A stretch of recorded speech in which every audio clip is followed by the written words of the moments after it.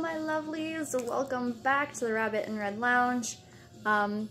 First of all, sorry if the video behind me is distracting. I'm just trying to listen to a playlist on YouTube, and you know, there's got to be video in it, so one of the unfortunate side effects. So today I'm going to do a small list of 3 slasher movies that you must see. You might have heard of these, you might not have, but since Rabbit and Red Lounge is going on a short break, I figured I'd do a little list of movies to keep you busy while I'm not here. Yes, so this will be my last video as the Rabbit and Red Lounge. Kind of sad, kind of bittersweet, but check out the video before this one if you want to know a little bit more about that. But yeah, I'm taking a quick break to move, and when I get back there will be a new channel name and lots of new stuff and better stuff, and I can't wait. But for now, let's get down to the list. So I'm gonna go from, out of the 3 of them, the one that I liked the least. Not that any of these are bad, I liked all 3 of these, but my least favorite up to my first favorite. So the first one is The Funhouse Massacre, and when I first saw it and read the description and everything, I thought it was going to be terrible. I did. But I was bored and curious, so I checked it out, and I'm really glad I did. First of all, it has Robert Englund in it. It's just a short little cameo at the beginning, but I was pretty surprised by that. I didn't know he was in this one. The basic storyline is there's these serial killers / mass murderers in an asylum, and they break out and they go to a haunted house because they figure what better way to get a whole bunch of people to murder and make it seem somewhat normal than in a haunted house.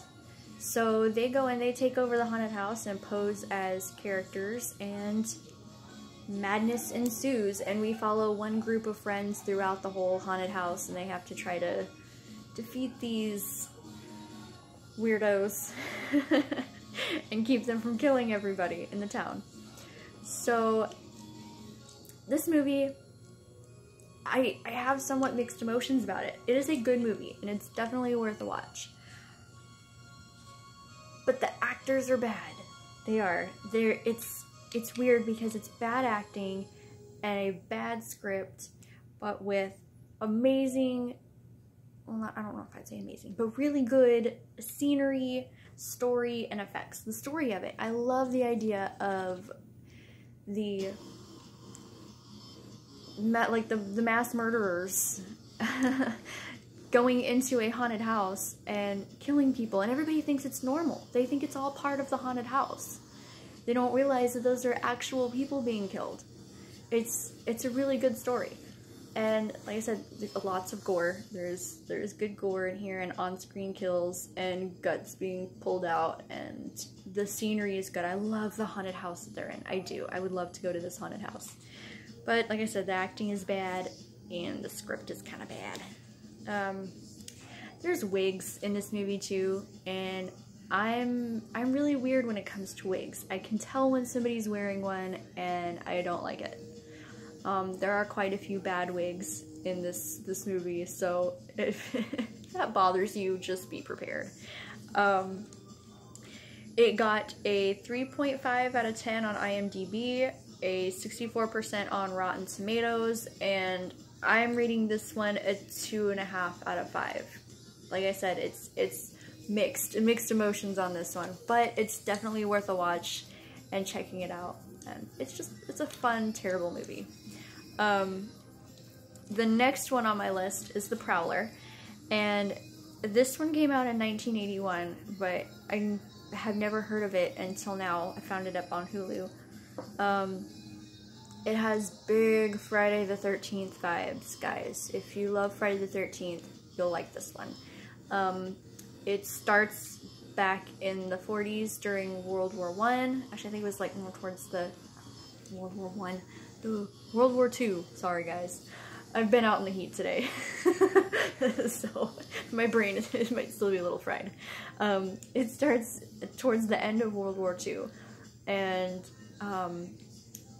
during a graduation dance, a soldier comes back and finds his girlfriend, well, his ex-girlfriend, with another guy and murders them.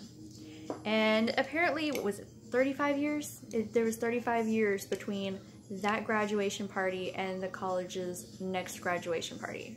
It's kind of bizarre. Why would you not have another graduation party for 35 years? If you graduated in that time, I feel so sorry for you. But now the killer is back, just of course because they decided to have graduation parties again. Made him mad. So he's back and he's stalking everyone and murdering them all, and without giving too much away, like I said, Friday the 13th vibes big time on this one. I really liked how there was mystery surrounding the killer. Like, you don't, even though you see him in the beginning and you kind of know the basis of the story, you don't know for sure who the killer is. You don't get to see his face at all. You kind of find out a little bit about his motive throughout the story, but he's still a mystery. And I don't want to spoil his whole, I want to talk about this, but I don't want to spoil it. In the end, I like how they kept him as a real person. You know, I don't really like it when they make the killers be like the supernatural being that, oh, you can't kill him, you think you killed him, but he's not dead. No, he's an actual person, and his story makes sense, if you get what I mean. Like, I love the whole storyline and how it ended, and like I said, just the mystery behind it all, because I don't like it when they give too much backstory into the killer. I want to see him do his thing, and he does. There's some pretty grisly kills in this one, but it was a great movie overall. I mean, there's a few little spots where it runs kind of slow, but for the most part, there's action, and it's a great movie. IMDb gave it a 6.2 out of 10. Rotten Tomatoes gave it a 60%, and I rated it a 4 out of 5. And let's see, the next one is Texas Chainsaw Massacre 2. I know this movie got there's a lot of people who don't like this movie. I loved it. I really did love this movie. Of course, it came out in 1986. I didn't even know about it until fairly recently.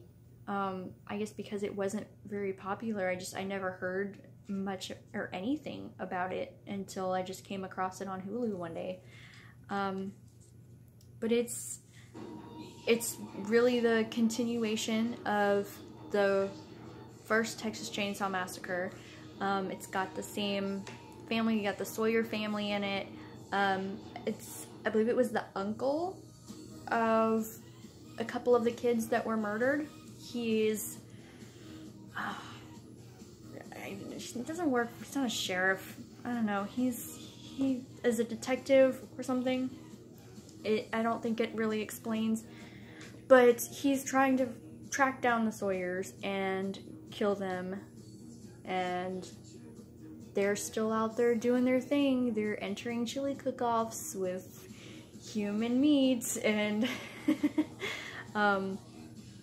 yeah, they're pretty unaware of the fact that he's tracking them down, but they're recorded killing somebody by a girl in a radio station, and her and the uncle team up to try to track them down, and I find this movie very hilarious. I loved it. They apparently have moved, and are no longer living in the Texas Chainsaw Massacre house.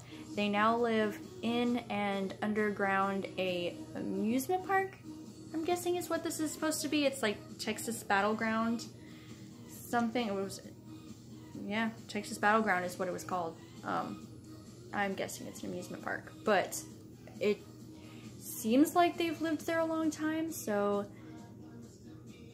I don't know. There's lots of unanswered questions in this movie, but it's a lot of fun. There's a lot of gore.